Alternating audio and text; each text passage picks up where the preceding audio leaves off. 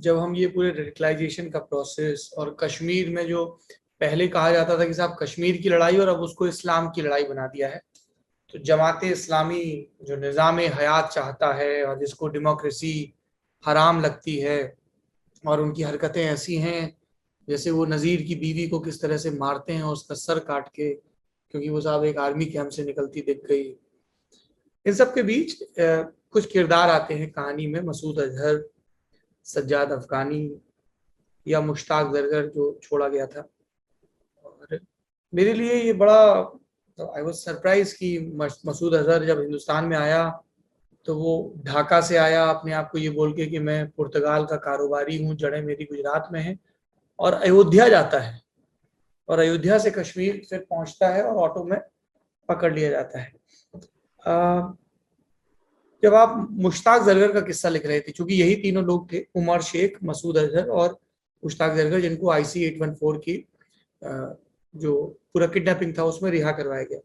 मुश्ताक जरगर के बारे में आपने काफी लिखा है कि वो मतलब किस तरह की ट्रिक्स अपनाता था, मतलब वो जो पागल वाली एक्टिंग है वो तो बड़ा दिलचस्प किस्सा है। BSF से बहुत चिढ़ता था जी। मुश्ताक जरगर एक बहुत ही ड्रेडेड आतंकवादी है और मास्टर मैनिपुलेटर है। और वो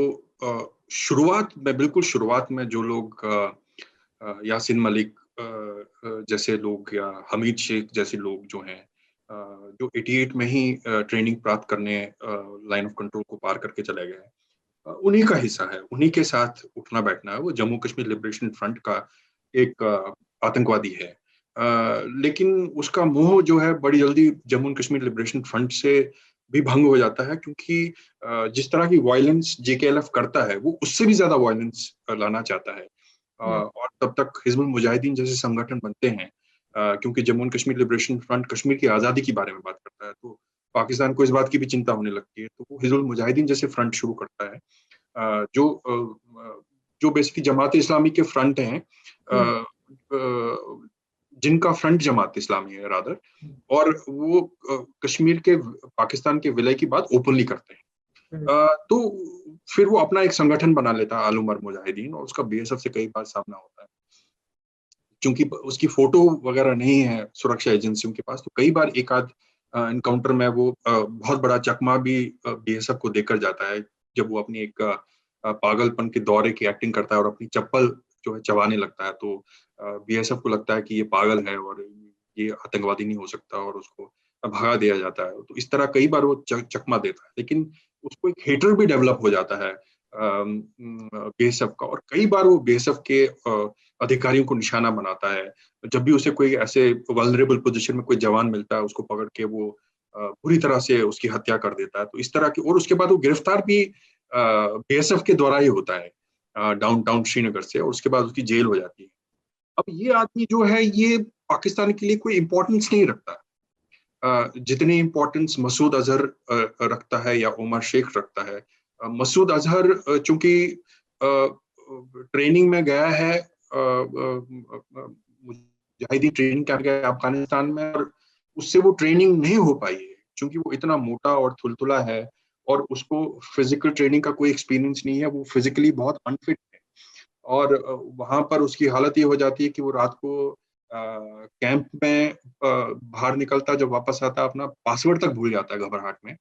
तो वो मिलिट्री ट्रेनिंग के लिए अनफिट पाया जाता है। लेकिन उसके हैंडलर जो है वो एक चीज बड़ी नोटिस करते हैं कि जब वो भागता है या कोई कोई फिजिकल ड्रिल करने की कोशिश करता है या फायरिंग करने की कोशिश करता है, उसमें तो एकदम वो फेल्यूर है। लेकिन कुछ अजीब सा जादू हो जाता है जब वो कहीं खड़ा होके कोई तकरीर करने लगता है, कोई भाषण देने लगता है, तो लोग उसके आसपास के जो साथी हैं वो मेस्मराइज हो जाते हैं, क्योंकि उसके पास एक गिफ्ट है, गिफ्ट ऑफ स्पीच है।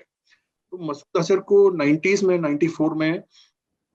अपने साथी सज्जाद अफगानी के साथ इसीलिए भेजा जाता है। तो सज्जाद अफगानी उस कैंप में थे और सज्जाद अफगानी को मालूम है कि ये ट्रेनिंग वाइज एकदम फेलियर है, लेकिन चूंकि एक बहुत ही इंपॉर्टेंट फैमिली का हिस्सा है, एक मास्टर का बेटा है जो जिहादियों के काफी क्लोज है, 11 बच्चों में से एक बच्चा है, और उनको लगता है कि इसका जो सही इस्तेमाल है मसूद अजहर का, वो कश्मीर में होगा, जहां पर जो आतंकवादी हैं उनका मोराल थोड़ा डाउन हो गया है तब तक। भारतीय सेना ने काफी, बीएसएफ ने काफी मिलिटेंट्स को मार गिराया गया, वहां पर मनोबल थोड़ा नीचे है, तो उनका मनोबल ऊंचा करने के लिए उन्हें भेजा जाता है। और फिर वो अयोध्या जाता है और वहां कसम खाता है कि मैं, क्योंकि तब तक बाबरी मस्जिद की डिमोलिशन हो चुकी होती है और ये बहुत बहुत बड़ा इमोशनल पॉइंट बन जाता है, एक प्रोपेगेंडा का टूल भी बन जाता है पाकिस्तानी आईएसआई हैंडलर्स के लिए, जिसका बखूबी वो इस्तेमाल करते हैं। चेचनिया का इस्तेमाल बाद में करते हैं और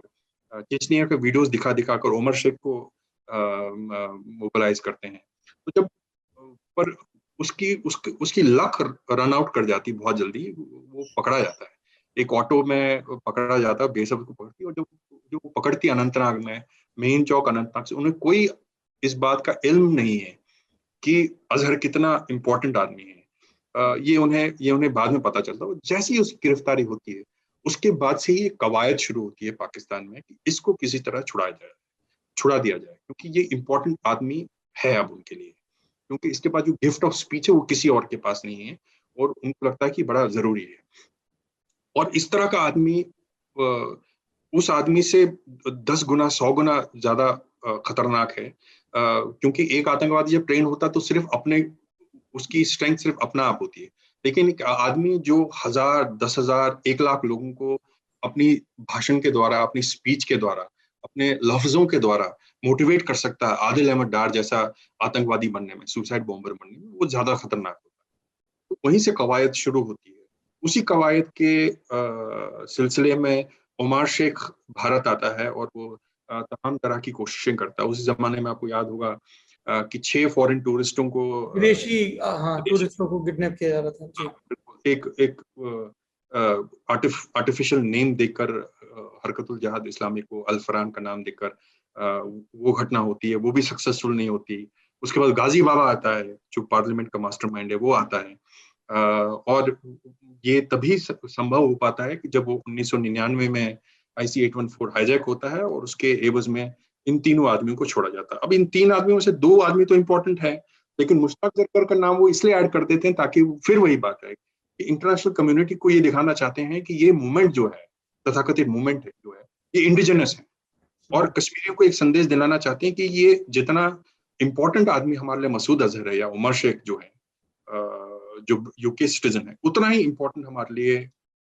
मुश्ताक जरगर भी है, जो एक आम कश्मीरी है, जो आतंकवादी है, वो भी हमारे लिए जरूरी है। तो इसलिए उस फेहरिस्त में उसका नाम भी जोड़ दिया जाता है।